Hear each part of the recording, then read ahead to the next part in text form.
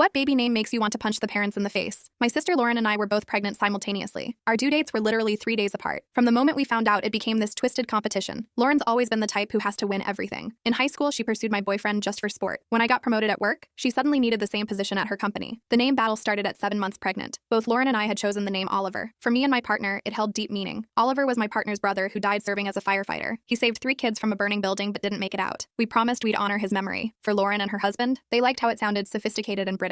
When we both refused to budge, our dad suggested we draw straws. Ridiculous, but Lauren was already grabbing them from the kitchen drawer. Short straw loses, she declared with that competitive gleam. I drew first. Long straw. Relief flooded through me. Oliver would be my son's name, honoring a hero exactly as we'd promised. Lauren rolled her eyes. Whatever. We'll pick something else. Our due dates arrived. Lauren delivered first in the morning. I went into labor that afternoon. After 20 hours of exhausted pushing, when they finally placed my son in my arms at 4 a.m., I could barely keep my eyes open. The nurse brought the birth certificate forms, but I was shaking from exhaustion and medication. I can do the paperwork, Lauren offered sweetly. She'd been at the hospital all day after delivering her daughter. You need rest. I know what name you chose. I was so grateful for her unexpected kindness. The official birth certificate arrived 3 weeks later. I opened it excitedly, expecting to see Oliver James in official print. Instead, Michael James. I called Vital Records immediately, certain there'd been an error. Ma'am, this is the name submitted by your authorized representative, they explained. I called Lauren, my voice shaking. Why does my son's birth certificate say Michael? Oh, you got it already? Lauren, what did you do? Well, after thinking about it, Oliver really did suit my daughter better. Don't worry, Michael's a strong name too. We drew straws.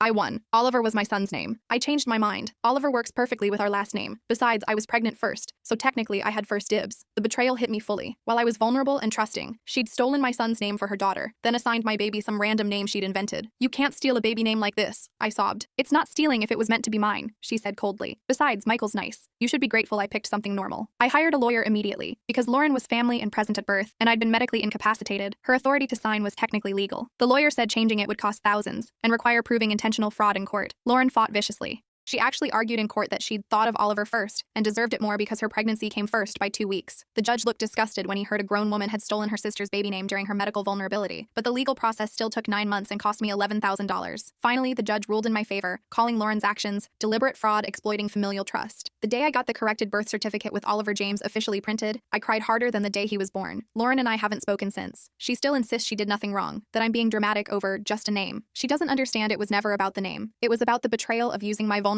against me during what should have been our most joyful moment.